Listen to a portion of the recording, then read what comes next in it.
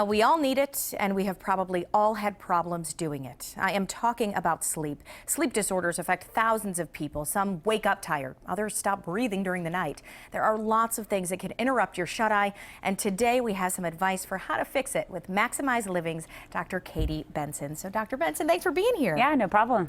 All right, now you are here today to share some solutions really on a couple problems that a lot of people have, and that's insomnia or just basically trouble sleeping. Yeah, this is a major issue. It's estimated that anywhere between 50 to 70 U.S. adults suffer with some type of sleep disorder, whether it be trouble falling asleep, staying asleep, sleep apnea, or even snoring. So this is a major issue for a lot of people. So besides the obvious kind of impact, tired, fatigue, that kind of thing, what are some of the other harmful effects that can happen to your body when you don't sleep well? Yeah, well, when you don't sleep well, it affects every system in your body, and it's especially harmful on our immune system. When we think about our body, at night is when we shut down. We sleep, our body heals and it repairs, and so when we're not getting good deep sleep, it can actually suppress your immune system, making you more prone to infection, chronic disease, and even raising your risk of cancer. It also is really harmful for our hormones, and it can start to cause hormonal imbalances and really affect people's ability to lose or maintain their ideal weight.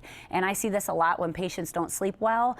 They're also more likely to have problems with anxiety, depression, brain fog, and they just can't really focus or function throughout the day. So it's health related, it's mood related. I mean, there are all kinds of things in your daily life that can be impacted. Oh, yeah. Okay, so you have great success with helping patients improve their sleep. So you're going to tell us kind of how you work with them when this happens. Yeah, and there's lots of reasons why we may not sleep well. You know, we may have kids at home that are climbing up into our bed at night, or, myself being pregnant. You have to get up and go to the bathroom throughout the night a lot too. But one of the major problems is that there's this underlying interference on the nervous system that's causing people's bodies not to be able to relax and shut down at night.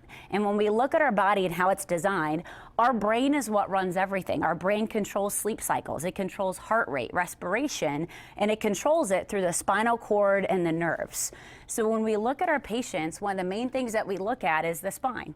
Our spine is designed to be in a position where it has a curve, a 45-degree arc, and that keeps all the nerves open that flow out to the body to where there's no interference. So in that position, when the nerves are open, our bodies can relax, they can shut down, they can really, have good sleep. The problem is that a lot of people, they're losing their curve in their neck. From our positions we're in all day, from sitting at the desk, working on our phones, picking up kids, what happens is that people's necks actually start to straighten, and that irritates the nervous system. Sure. And you think about it, if a nerve is chronically irritated, then that can be why you don't sleep well at night. Your body can't shut down because there's this underlying damage on the nerves.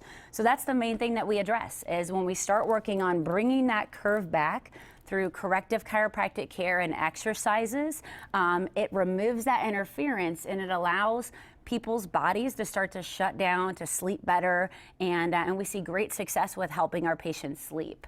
And I love that you show this, because I think a lot of times people don't realize what's going on in their body, and that it could be something dealing with their spine. Yeah, and even when we work on correcting this and opening up the nerves, this also makes a big improvement with patients with sleep apnea. You think about if you cut a nerve to a muscle, it becomes flabby, it becomes weak. Well, there's nerves off the upper spine that innervate our soft palate.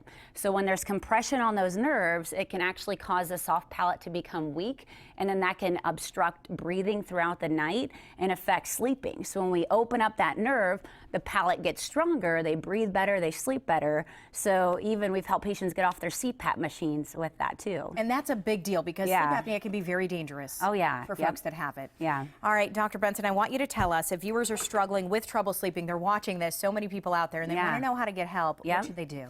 Well, I know that you can have improvements with it. You do not have to struggle with sleep issues for the rest of your life. And we definitely have the solution. And even patients that come in without sleep being their major concern, when we start working with them, that's one of the first things everybody tells me is how much better they sleep. So the first thing that we would want to do is check their nervous system, get an evaluation of their spine, of the nerves, and actually get an x-ray to see if their neck is straightening out and if that's what's interfering with their sleep.